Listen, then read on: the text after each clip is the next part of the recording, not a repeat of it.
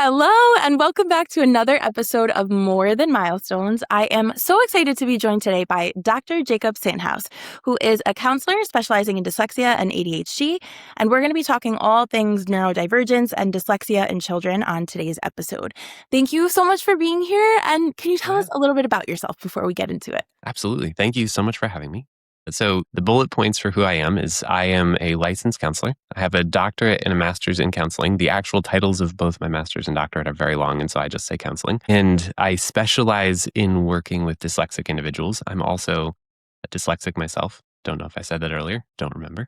But I specialize in working with dyslexic individuals and supporting them in their mental and emotional health, not in actually learning to read. There are so many professionals who support dyslexic individuals with that. That is not my thing, but we do a lot of mental health. A lot of what I do is also oriented around making content to just raise awareness about dyslexia, what it is, and how it impacts people across their lifespan outside of just you were a child who struggled to read in school. I love it. I love it. And that is actually how I stumbled upon your page. There was some things that we're noticing with one of my little ones who is way too young to actually be diagnosed. But I was kind of searching around and I came across your page and I was like, oh my gosh, we got to talk. So thank you for the work that you do, because I could not find really anything anywhere. And I feel like your page gave me a little bit more insight than I was ready for, which is cool. Tell us too, where can people find you?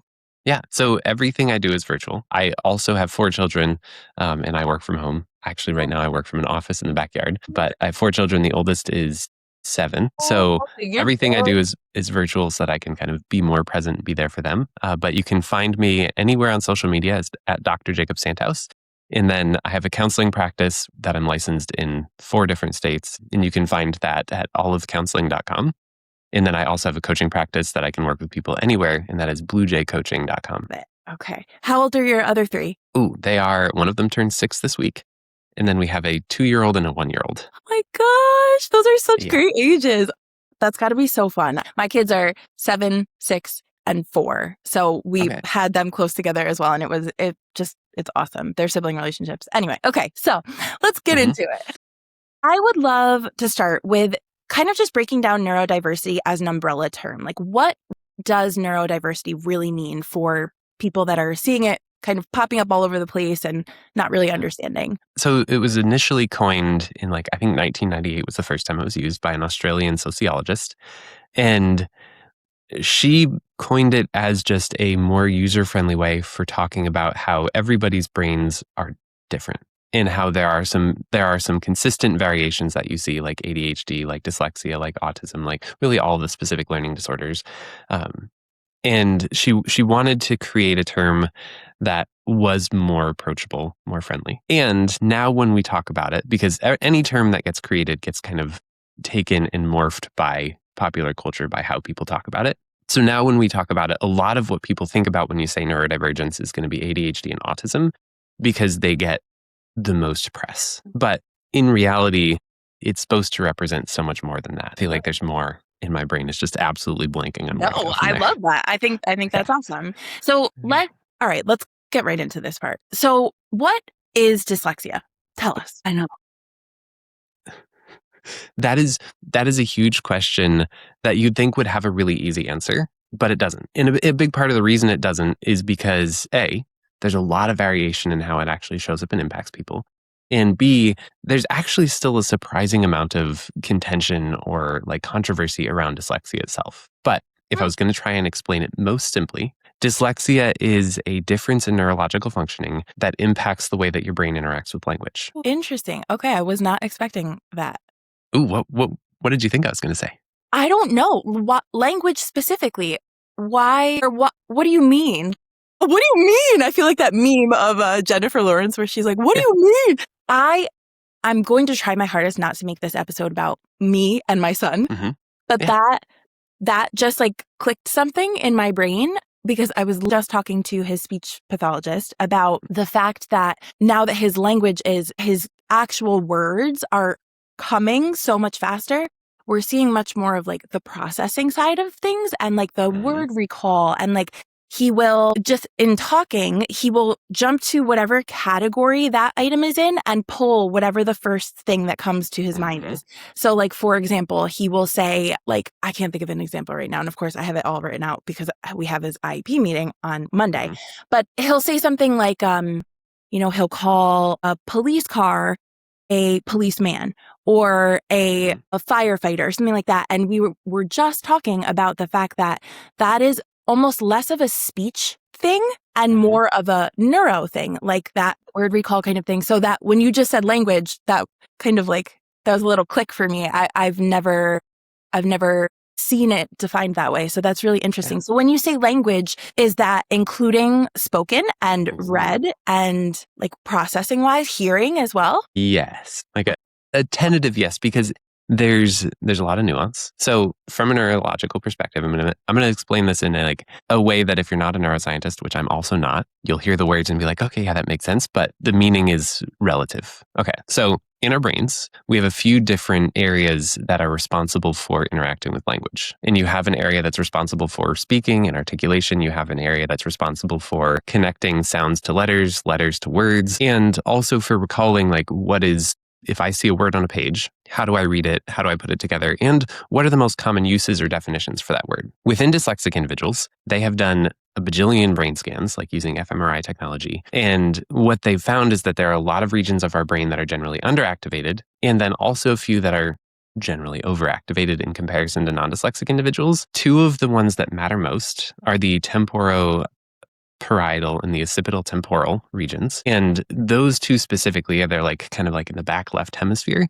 They are responsible for words to letters, letters to words, and letters to sounds, and then kind of words to sounds, but then also for being able to rapidly and efficiently recall what is the most commonly used definition, how is this pronounced, what would this be like in a sentence? And the specifics beyond that, you kind of move into theory, because when we look at brain scans, we don't always know exactly why what's happening is happening. Like when you look at an fMRI, you're seeing activity. You're not seeing oh, these are the thoughts that are happening. You're not actually watching a thought. You're just watching the activity. And so then what happens in neuroscience is they look at all of these things and they do a bajillion tests, and then they start to theorize okay, what's actually happening there? Why is it happening?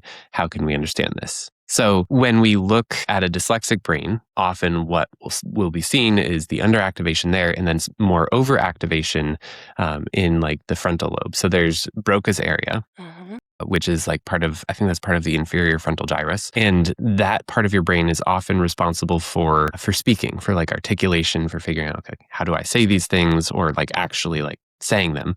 And in dyslexic individuals, it's not uncommon. It's not universal, but it's not uncommon to see that area be overactivated. But also what we're finding in more recent studies is that there's more of a strained communication between that region of the brain and some of the other regions, which can kind of create a little bit more, what's the word? That can kind of create issues with being able to rapidly and efficiently have your brain be I know what this is, and I can say it, and it's right there. And so that's where you get it's on the tip of my tongue thing. That's where you get it just takes me a little longer. That's where you get I'm trying to do this and it's just really hard for my brain. But then the other thing, just to add to this and make it even more convoluted, there are a bunch of regions on the right hemisphere that when you do a brain scan of a dyslexic individual, particularly with a task like reading, they light up more for dyslexic individuals than non-dyslexic individuals. And so the idea there, or the theory there, is that we're using those regions to kind of compensate for some of the underactivation on the left side. And all of this kind of comes together to make it so that the process for a dyslexic person to read something or to interact with language takes more mental energy. And our brains generally prefer to go whatever's the easiest route. And so one of the reasons you'll get word substitutions is because when your brain is trying to go the easiest route, and when looking for the actual specific word for something is taking longer, it will go by something that sounds similar, or something that's categorically similar, or something that is just this is close enough. Oh my God, this is fascinating. I am admittedly a huge neuro nerd, but this is fascinating. Oh my gosh. Okay. Is there anything else? I just cut you off, but is there anything else that you wanted to add? Because I'm my mind is blown right now. I feel like my entire brain is lighting up right this second. This is a very funny thing to add behind all of that I just said, but there's so much information out there about this, and there isn't complete agreement between everybody on it. And so it's really important as you think about all this, as you hear it all, to know that, yes, we have this general understanding, but there's still more to be discovered. And there's also all of these other factors like age, gender, what task you're doing, and even what kind of instruction you've had in reading that also impact what tends to show up on a brain scan. And so there's nuance to it that it's like, okay, this is the idea. This is kind of what we understand, and take it with a grain of salt. Interesting. So this is an aside, but dyslexia and dysgraphia, are they the same? Are they two completely separate things, or would what you just say also apply to dysgraphia? I'm very hesitant to answer that question in a concrete sense, because they're two separate different things. Yeah. Two separate different things, because that's not a redundant way of saying that. They're separate, but also there's overlap. And you can say the same thing about dyscalculia, which is the numbers or math one, where it's like they have a lot of ways where they show up in a way that's like, oh, that's kind of similar, but also they are different. It's the motor output piece that is really interesting to me about it. Like that, from a physical therapy standpoint, that connection has always really fascinated me for some reason. So that's why I was asking that. But so dyspraxia, I'm assuming. Yeah. Okay. So that often gets lumped in again. It's like kind of the same family, where it's like, okay, that's also really common if you have any of these other three things, the dyslexia, dyscalculia, or dysgraphia. And part of what's really interesting, if you get into the theory of like what's happening in the brain here, is that when you take a brain and you have it have to function in a way that is different from everybody else, then there's a cost to that. There's some like either compensatory or almost like a trade-off exchange where it's like, okay, because it's having to do it this way, there are going to be other differences. And what's really interesting is that depending on where, like how old you are and the reading instruction you get and all of these other things, it also can change it some. Like when kids are little, when they're first learning to read, almost everybody uses both left and right hemispheres for reading. As kids who are learning to read easily, who are not dyslexic, are learning, or maybe kids who are getting like a structured, multi-sensory, like structured literacy approach to reading, like an Orton-Gillingham type thing, as they are getting those, that will actually kind of make their brains look a little bit more like a typical reader, not a dyslexic reader. But I kind of got lost there. The point of what I'm trying to say is that all kids start using both left and right hemispheres. But as people learn to read, they rely more on the left, and gradually they use the right hemisphere less and less, which it's also worth noting in here that tends to vary based on gender too, which is also fascinating. But yeah, when you look at an adult who's dyslexic, particularly if they haven't had a lot of really good reading intervention, they will rely way more heavily on the right hemisphere than a non-dyslexic individual. So I would assume that reading programs, if they're out there, I'm assuming that they must be, for dyslexic individuals, is the goal of them to keep both hemispheres active during reading? No. The goal of them is typically to actually help kind of shift over to the left hemisphere activation. Because that everybody kind of starts with both, and then typical readers will shift towards primarily left, and then dyslexic individuals will not. It's so interesting because part of me has felt like even with being diagnosed with ADHD in adulthood, being diagnosed made me understand so many things about myself that I saw as flaws for a long time that I now see as strengths, because I'm like, and so the reason I asked that about the hemispheres is like, would it not make sense to continue to teach reading in the way that uses both hemispheres and can like draw off those overactive areas to support the underactive areas, you know? I hear the logic there, but the reason it wouldn't entirely make sense is that in order for the process of reading to be really rapid, efficient, and require less energy, you do really kind of need to rely on those certain regions. Gotcha. Okay. That makes sense. Yeah. So I'm not going to go make a reading program that is going to change the world, is what you're saying with that theory. Probably not. Okay. So continuing on with this conversation, obviously there will be differences between boys and girls presentation. Is there any generally common early characteristics of dyslexia that parents, and I know it won't be applicable to every individual with dyslexia, but like that parents kind of can keep an eye out for, or that are like, okay, maybe watch that a little bit, because I know you can't be diagnosed until what, 8? And why is that? Wait, okay, now I'm throwing a lot. Let's answer that first. Why? What age is it and why? You can get diagnosed earlier than 8. Can you? And You can. The criteria for getting diagnosed is that you just have to have had enough reading instruction that we can kind of determine, okay, this isn't happening like it normally does for somebody else. I see. Okay. And that doesn't have to wait till you're 8. The most common age for people to get diagnosed is 3rd grade, which is 9, right? I think that's around 9. 8 or 9. Yeah, 8 or 9. And that is already later than would be beneficial, because the earlier you get taught to read, the more your brain will kind of figure out how to develop those pathways that help you read more efficiently and more quickly in a way that's really positive. Wow, that's fascinating. Okay, so back to the common early characteristics. Yes. What might parents notice? So the billboard poster child thing that everybody should know is that dyslexia is incredibly heritable, meaning if you have it, you have a 40 to 60% chance, so we'll say 50% chance of passing it on to your kid. So already if you have it, you should be paying a lot of attention. But then you'll also potentially see a lot of they might start talking later, like closer to 2 instead of before that, which there's so much variation in how kids develop. I know your whole thing is kind of talking about this, but there's so much variation. It's really hard to be like, if they're not talking by 17 months old, then you should be concerned. It's like, well, yeah. Every kid is different. Mm-hmm. But if you see a whole ton of these things, so if you see them not talking till later, if you see them having a really hard time learning letters or even like shapes and colors, if you see them struggling with figuring out rhymes, or if you they'll go to say a rhyme and it'll be something that you're like, that's not even close. If you watch them kind of talking and they will kind of jumble up a word, like instead of saying spaghetti, they'll be like paschetti. If you see them, it's also not all these things where it's like, oh, there's a challenge here. There are also some things that are really cool. Like if you see them encountering problems that they will come up with a solution for it, and you're like, whoa. Oh my God. That was incredible. And one of the ones I love is when you see them reason in ways about social dynamics and interpersonal things in ways that you're like, how on earth are you aware of that? How did you figure that out? Because that's also really common. I know that listeners can't see my face right now at this exact part of me with my jaw on the floor. This is, wow, fascinating.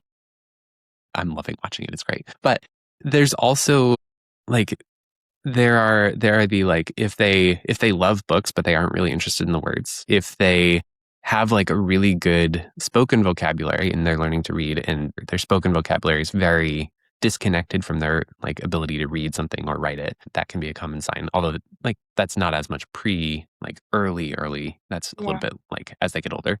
What about not recognizing a word even after you just saw it and worked through it? Ooh.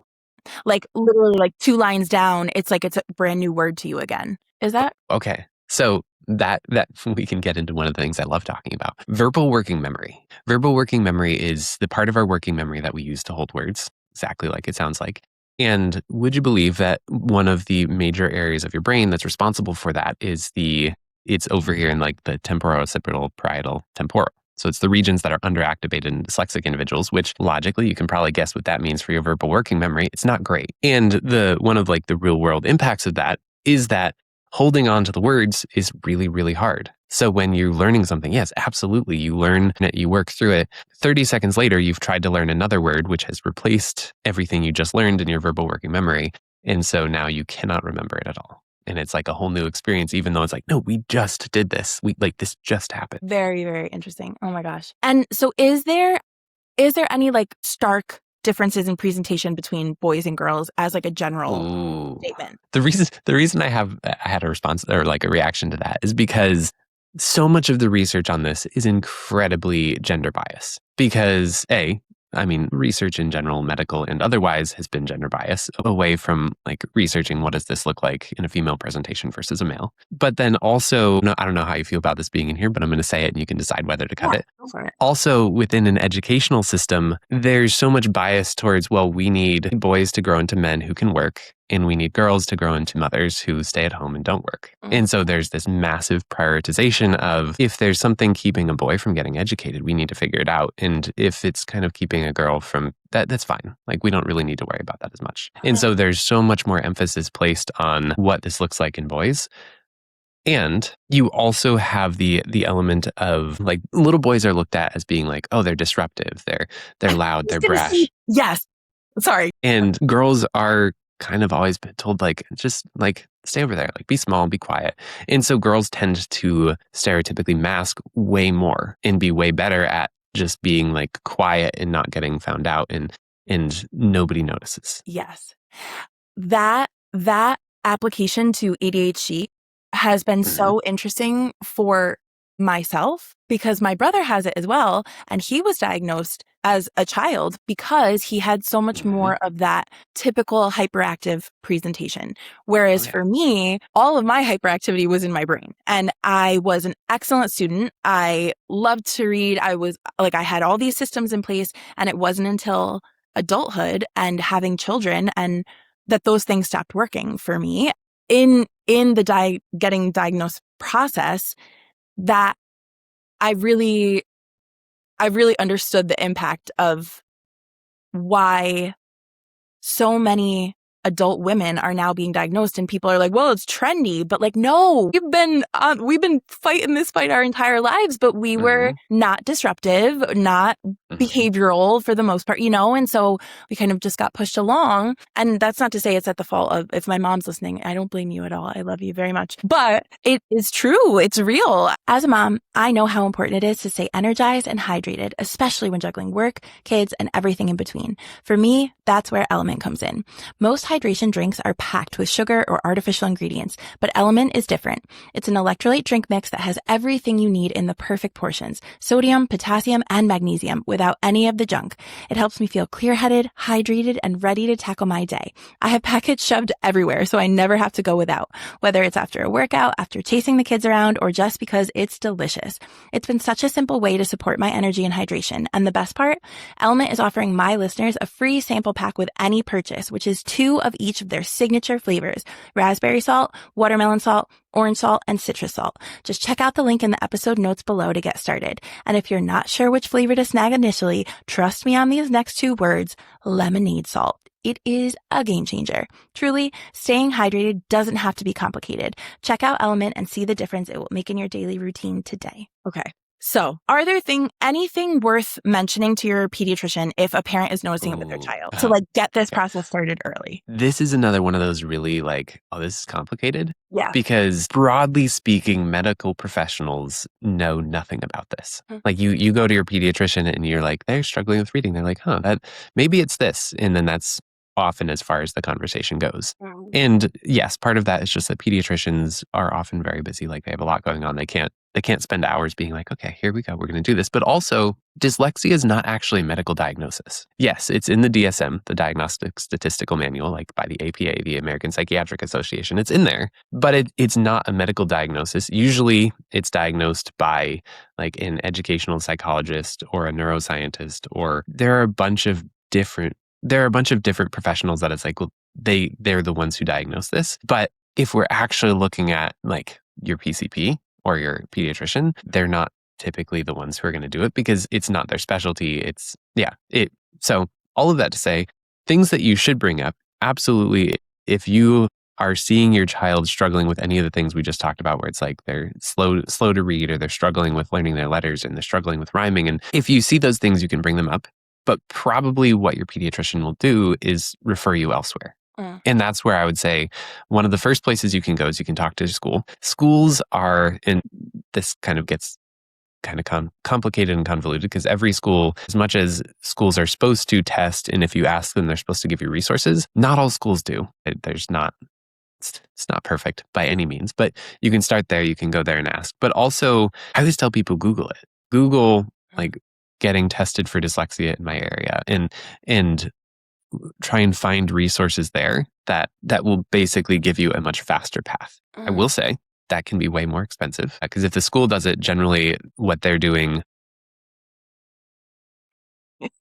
my brain is kind of spider webbing out into the like, okay, I have to say all of these things because it's all really important and I don't want to miss any of it. Schools will often do screening, and screening is different from diagnosis because screening is basically hey, we're going to walk you through something and tell you that you are either likely dyslexic or not. And some screening is very surface level. And then some screening processes are a lot more in depth. They're much more like, okay, there was an hour or maybe a 2-hour long meeting that involved a lot of like doing little testing and assessment, but none of the official, like we did an intelligence test, we did the working memory test, we did all of that. When you go through the school path, often that's what you'll end up getting. And if you are a student in the school, like that's often enough for them to be like, okay, we can get you the IEP, we can get you accommodations based on that. If you want the official diagnosis, you have to go through a whole like comprehensive evaluation. And that's the thing that if you Google it, you're more likely to find someone who will do that. That is so much more expensive. Yeah. Like the cheapest someone offer that is $1,600 for the entire comprehensive evaluation, which that was assessing for any specific learning disorder or ADHD or like a whole bundle of things. And that's actually, there's a person out in Texas who she does that with her company. And I think they do it virtually. So anybody can do that, but it's $1,600 for the whole thing. Normally though, what you'll find is people charging like $3,000, $4,000, $5,000, $6,000, which is a lot less accessible. Yeah, for sure. And this is just a separate spin-off of that, but are there specific therapies within an IEP that are the most or more beneficial for a child suspected of having dyslexia? Like, is it OT? Is it speech? Is it both? Is it PT? Do you have an opinion on that? The thing that is most beneficial for someone who's dyslexic is the reading intervention. Okay. Because getting the reading intervention, so like the golden standard that always gets talked about is the Orton-Gillingham approach. And that is essentially it's a structured literacy multi-sensory approach that kind of starts with the basics and then creates a like kind of scaffolding of like you learn this little bit and then we add that to that and we learn this and then we kind of like start with letters, move to sounds, move to all the things. I'll be honest, that is not my expertise. Therefore, I can talk about it like minimally. Yeah. But the Orton-Gillingham approach was developed in the 90s and it's less of a like this is a specific product that you buy and more of like this is an idea of how this should be done. And so there are a bunch of different versions in different types of curriculum for that. But in general, that is the most valuable thing to get your child the support for actually learning how to read. Because the thing that so often holds people back, the thing about being dyslexic that creates a lot of the really negative experiences is the struggle with reading. Now, if you teach someone who's dyslexic to read, that doesn't just erase so many of the negative experiences that have often come from being dyslexic. And that's where other things start to show up. That's where, like, let's say you have a child who's dyslexic and dyspraxic, or maybe dyslexic and dysgraphic. That's where we'd want to figure out, okay, like what therapies would be most beneficial for like improving the fine motor skills? Like, is that occupational therapy? Is that physical therapy? And if you have a dyslexic child who does struggle more with the articulation and the talking, it's like, okay, well then speech therapy. But then also there is the mental emotional component of it's really othering and really hard to feel different, to be pulled out of class on a regular basis, to go to that other class with the other kids. And to be in class and be like, oh, well, how come they get to use a computer? How come they get to go take their test in another room? How come, and all of those things also take a toll. And that's where getting like counseling, like therapy, what I do, shows up as a way of like, okay, let's process through the impact that those things have had on you. Wow. I'm like writing like a crazy person over here. Wow. Okay. All right. So actually that's the perfect segue into this next part. I would love for us to talk a little bit about raising a neurodivergent child. Ooh. And really starting with why. So I know you just kind of touched on this. The othering piece obviously really contributes to, or can really contribute to, the social emotional struggles that can be really common for neurodivergent people. Is it mostly because the world isn't set up for us? Ooh. We're going there. I would say that the world not being set up for us highlights it. But that's less of the problem than how we're treated because the world isn't set up for us. Because if the world is not set up for you, but everybody kind of accommodates you and it's like, oh, hey, it's fine. Like, let's figure it out together. That's fine. But if the world is not set up for you and then people are like, oh, you're stupid. You're incapable. You're never going to achieve anything. That's not great. That hurts. That leaves scars that sit with you forever. And because so many of the systems that exist are formulated around very specific tasks that don't tend to align well with someone whose brain works differently, it really makes it so that these differences get highlighted. They get highlighted because everybody else in the class figured it out and you haven't figured it out yet.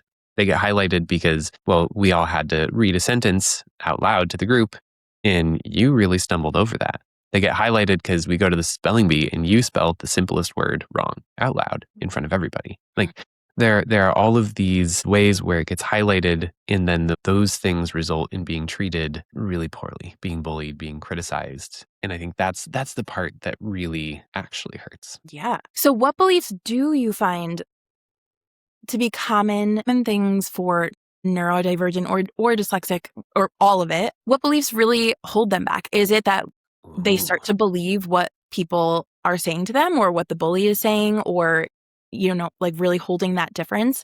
And how can parents help shift that narrative within that's being created to one of it's a strength or, an empowering one? The progression from I can't to I shouldn't is I think one of the most limiting ones. Because when you over and over experience the criticism, the failing, the I just can't get this like everybody else, and then you have that turn into I shouldn't try.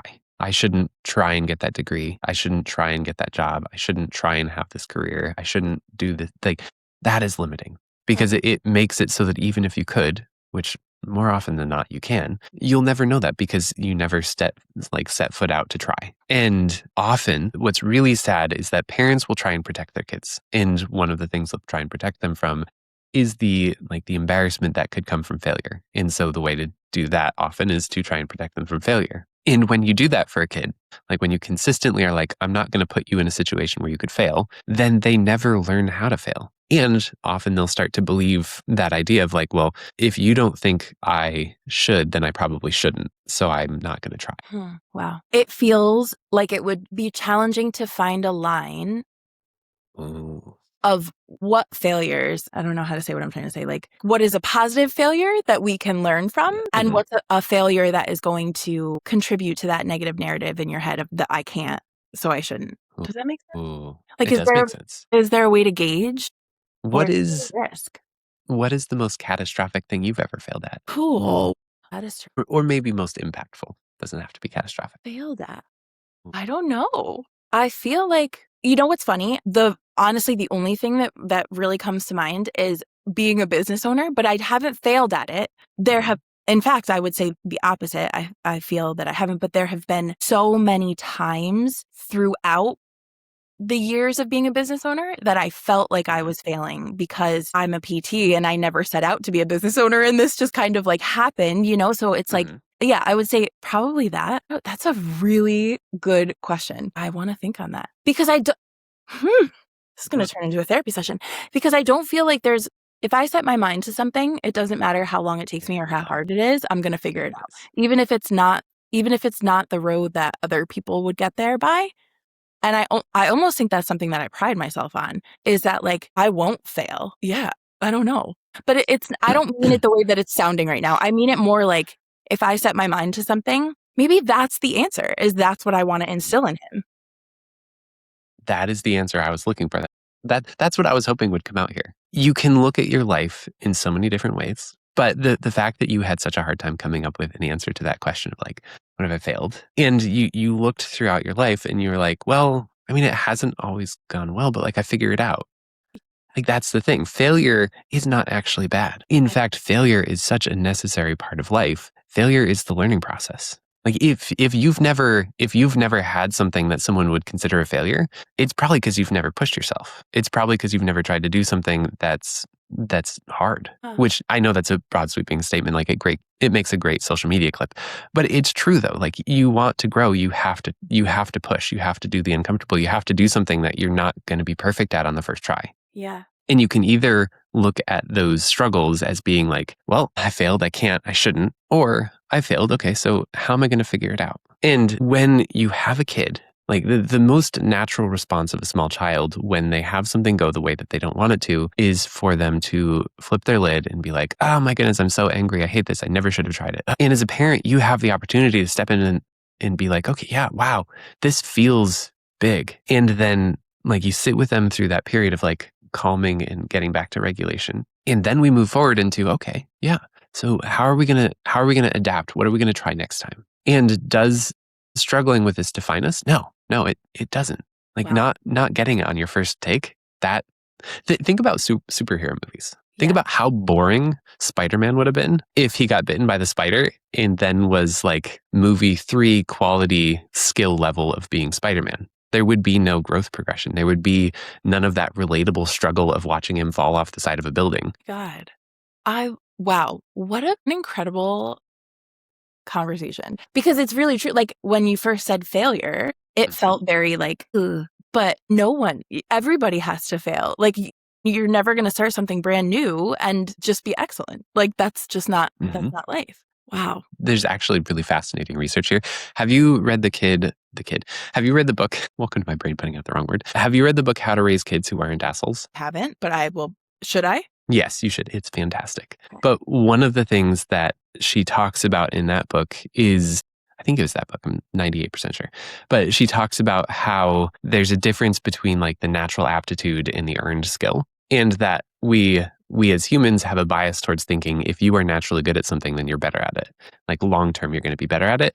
But that's not actually true based on research. Based on research, yes, people who have natural aptitude start better, but people who have to work at it often will like excel and move beyond those people because they have to work at it. And when you're good at something naturally, it's so easy to just be like, oh, I'm good at this and kick back and stop trying so hard. Not a universal thing, doesn't always apply that way, but like in general, that is how it works. It makes total sense. Even thinking about like athletics, like so many of the natural athletes as kids end up not being like other people surpass them because they're like, I'm good. I don't have to practice. I don't have to try. My gosh. There's another book. I love books. Lay it on me. There's a book called Range, How Generalists Triumph in a Specialist World by a guy named David Epstein, who I don't think is related to Jeffrey Epstein. I Googled it and it didn't seem initially like they were related. So that's the disclaimer I throw on there every time. I'm really sorry for the last name. No, I'm not promoting Epstein.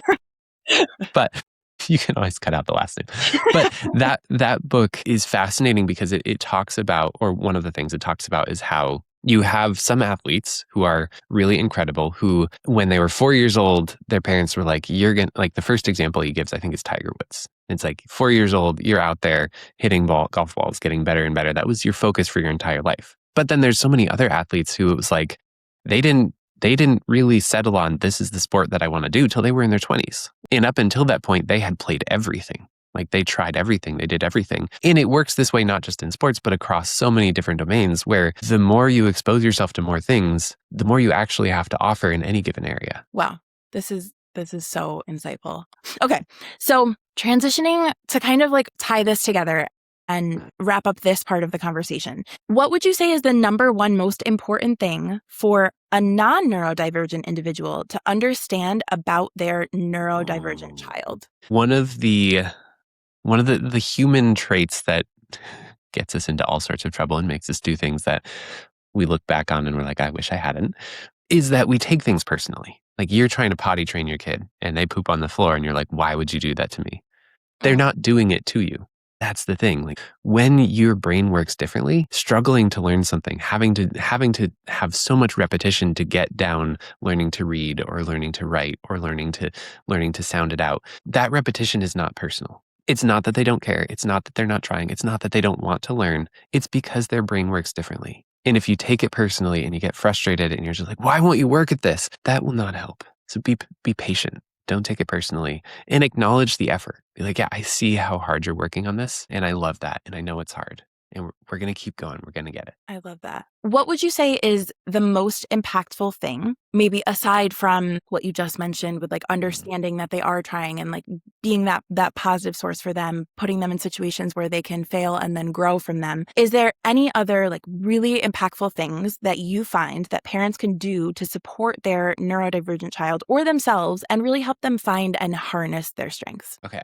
I love this question. And the answer is yes, and it's so long. I could talk about this for probably hours. Okay, but I'll try and keep it short. In an ideal world, everyone would have access to therapy because therapy provides you with a space where you can talk about and process through the things that are hard, the things that you feel like you can't talk about, the things that no one else seems to want to talk about or that they avoid. Not everybody has access to that, especially kids. Like kids definitely do not always have access. And that's where parents, that's where caregivers, that's where teachers, like that's where other people can step in. Because if you are not afraid to talk with your child about what they're experiencing, if you're not afraid to name it and be like, okay, yeah, I see the struggle. What is it like? What's it like to get pulled out of the classroom? How does that feel?